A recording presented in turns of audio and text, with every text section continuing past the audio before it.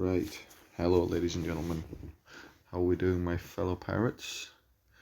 It's time for me to actually review Skull and Bones. I didn't want to do a snap review on the first day, or the second day, or third day, or whatever, I wanted to give it a chance to actually play it, and see what was good, what was bad, and then give it to you honestly. This is coming from a casual gamer who's got a level 11 ship, and has done all the main content the game has. So hopefully it's coming from a bit of experience. So let's have a look. Combat.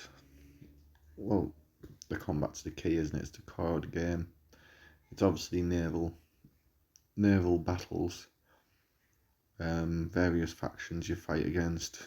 Some stronger, some more aggressive, some hunt you down, but they all have things that you need to get to grind with, which is one of the systems I'm not too happy about.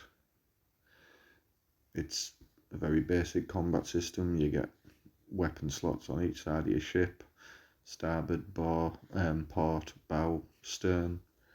And for medium ships at the moment, as the highest ships you get an auxiliary slot that's like a mortar or rockets, so you can fire off and do proper damage. And obviously there's different weapon types to put in different places. Like fire weapons, weapons that cause flooding, weapons tear sails, sharpshooting weapons, etc., etc. So it just depends on your playstyle. There's a lot of options there, but it's a bit weird that I thought healing weapons were going to be a major thing. At the moment, the ship choice is alright. They've got three DPS based ships and 2 tank ships for end game, really, and that's level 5 ships that you can make up to level 11, or in the season 1 make up to level 12, and that's where your gear comes in, like your armor and your furniture and your weapons. That brings your ship up to the required level.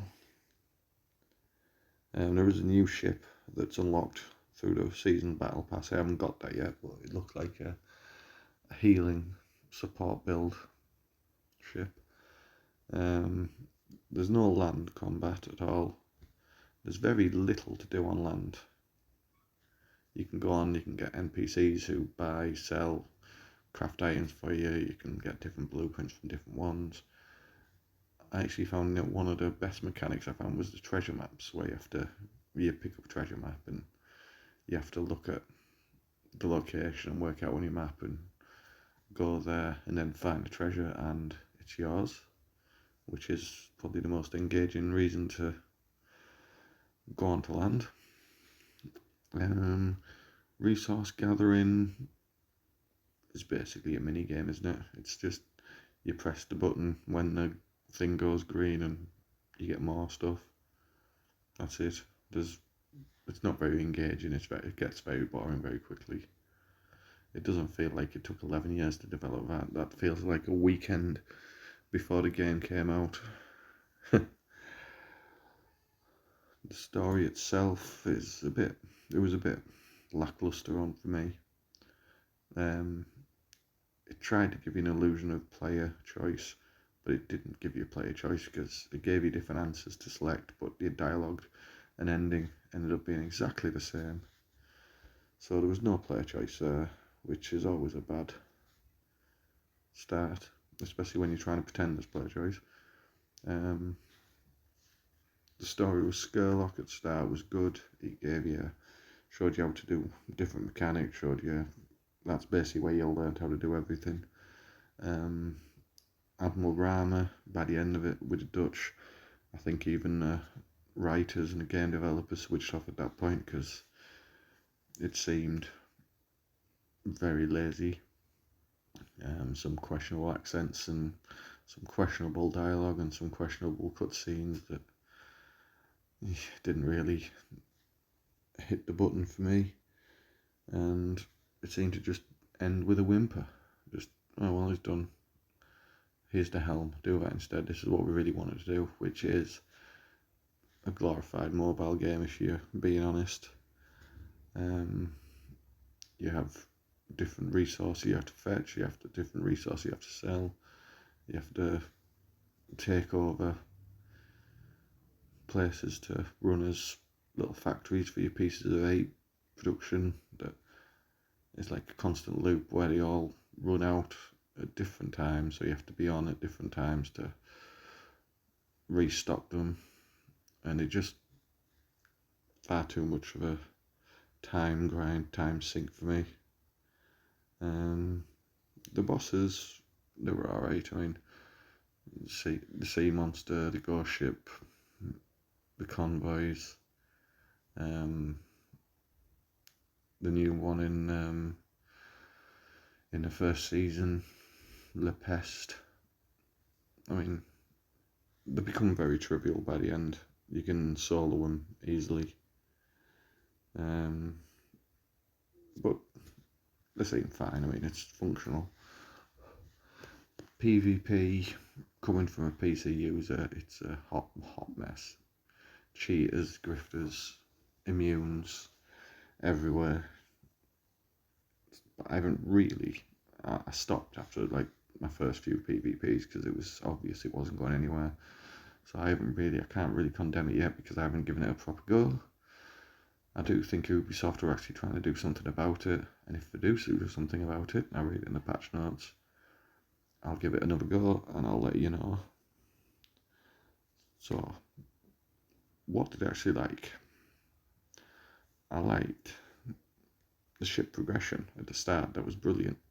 You start off with a power fantasy of being in a massive ship, and then something happens and you end up in a little boat, and then eventually the more you play, the better you get, the bigger the ship gets, the more weapons you get, blah blah blah blah, and it does look really cool and it keeps you coming back. Combat during that time was great. Endgame combat not so good, but combat leveling up is good. It's quite engaging, quite challenging at some points, but once you get to snow at endgame, there's no point because you can't get hit, really. You can mitigate all damage and it's no point.